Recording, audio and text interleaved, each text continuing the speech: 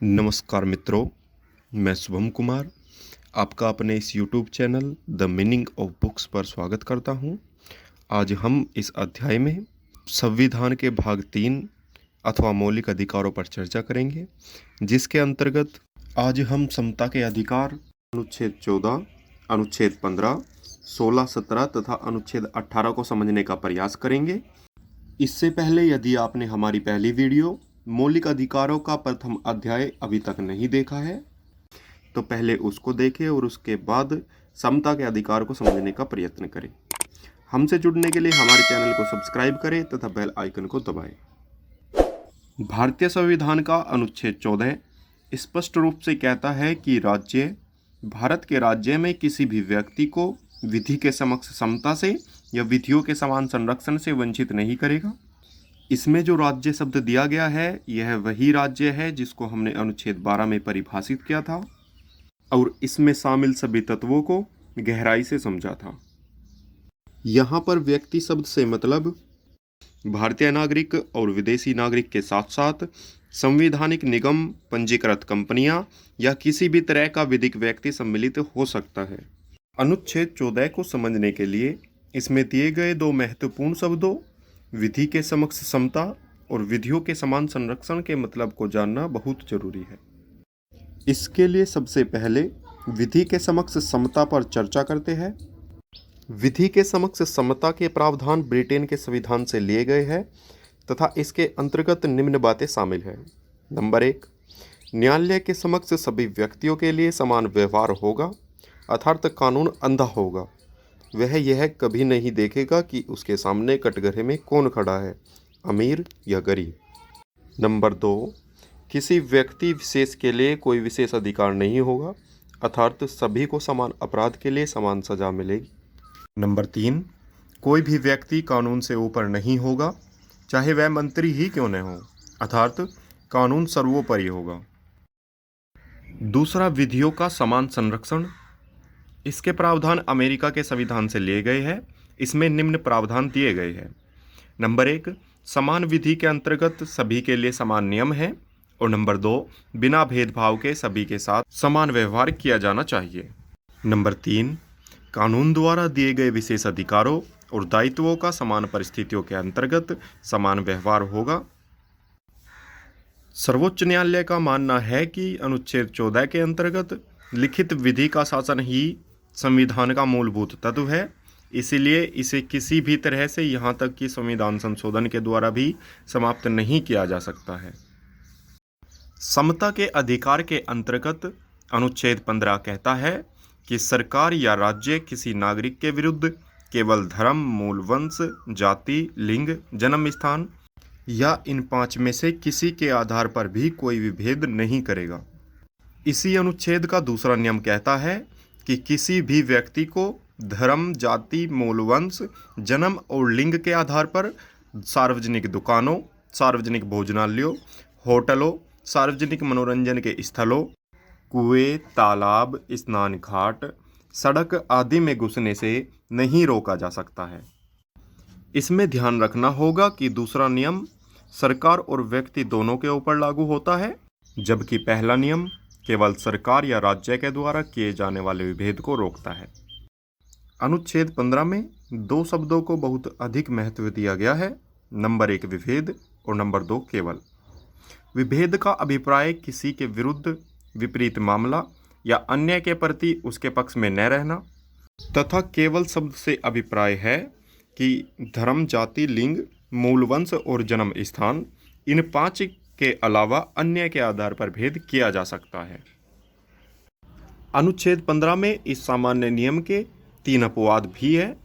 Number 1, महिलाओं एवं बच्चों के लिए विशेष व्यवस्था, अर्थात राज्य या सरकार को इस बात की अनुमति होगी कि वह महिलाओं और बच्चों के लिए विशेष व्यवस्था करे, जैसे स्थानीय निकायों में महिलाओं के लिए आरक्षण की व्यवस्था एवं बच्चों के लिए निःशुल्क शिक्षा की व्यवस्था करना राज्य का दायित्व होगा। नंबर 2, आरक्षण की व्यवस्था। राज्य को इस बात की अनुमति होगी कि वह सामाजिक और शैक्षिक रूप से पिछड़े एससीज, एसटीज, ओबीसीज के लिए विशेष उपबंध करे, जैसे विधानमंडल में सीटों का आरक्षण या सार्वजनिक शैक्षणिक संस्थानों में शुल्क से छूट प्रदान करे। नंबर 3, राज्य को यह अधिकार है कि वह शैक्षिक एवं सामाजिक रूप से पिछड़े लोगों को शैक्षिक संस्थाओं में, चाहे वह संस्थाएं राज्य से अनुदान प्राप्त हो या निजी या अल्पसंख्यक शैक्षिक संस्थाएं हो, इनमें प्रवेश के लिए छूट संबंधी नियम बनाएं। इस प्रावधान के क्रियान्वयन के लिए सरकार ने केंद्रीय शैक्षणिक संस्थान प्रवेश में आरक्षण अधिनियम 2006 पारित किया है, जिसके अंतर्गत पिछड़े वर्ग के छात्रों के लिए सभी उच्च शैक्षणिक संस्थानों में 27 सीट आरक्षित की गई है। इसमें आईआईटी और आईआईएम जैसे संस्थान भी शामिल है। अप्रैल 2008 में अशोक कुमार ठाकुर बनाम भारत संघ 2008 मामले में सर्वोच्च न्यायालय ने सर्वसम्मति से इस अधिनियम को संवैधानिक घोषित किया, किंतु उसने यह शर्त भी लगा दी कि पिछड़े वर्गों की क्रीमी लेयर को इस आरक्षण का लाभ नहीं मिलेगा।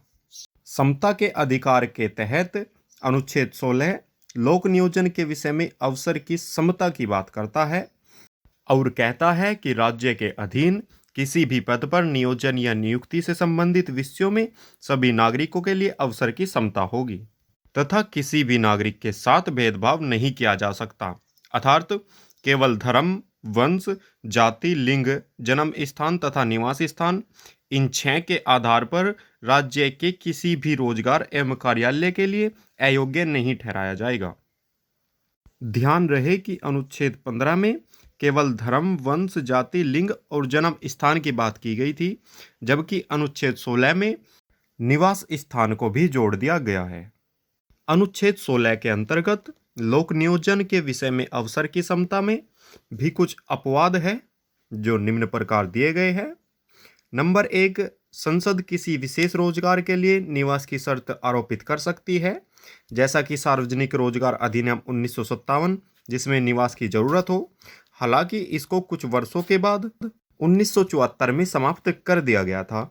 इस समय आंध्र प्रदेश व तेलंगाना के अतिरिक्त किसी अन्य राज्य में यह व्यवस्था नहीं है। नंबर 2, राज्य नियुक्तियों के आरक्षण की व्यवस्था कर सकता है या किसी पद को पिछड़े वर्ग के पक्ष में बना सकता है जिनका कि राज्य में समान प्रतिनिधित्व नहीं है। नंबर 3, विधि के तहत किसी संस्था या इसके कार्यकारी परिषद के सदस्य या किसी भी धार्मिक आधार पर व्यवस्था की जा सकती है। समता के अधिकार के अंतर्गत अस्पृश्यता का भी अंत किया जाता है। अनुच्छेद 17 घोषित करता है कि अस्पृश्यता का अंत किया जाता है और उसका किसी भी रूप में आचरण निषिद्ध किया जाता है। अस्पृश्यता अथवा छुआछूत से उपजी किसी भी निर्योग्यता को लागू करना अपराध होगा जो विधि के अनुसार दंडनीय होगा। यह ध्यान रखने योग्य है कि अस्पृश्यता को भारतीय संविधान में कहीं पर भी परिभाषित नहीं किया गया है।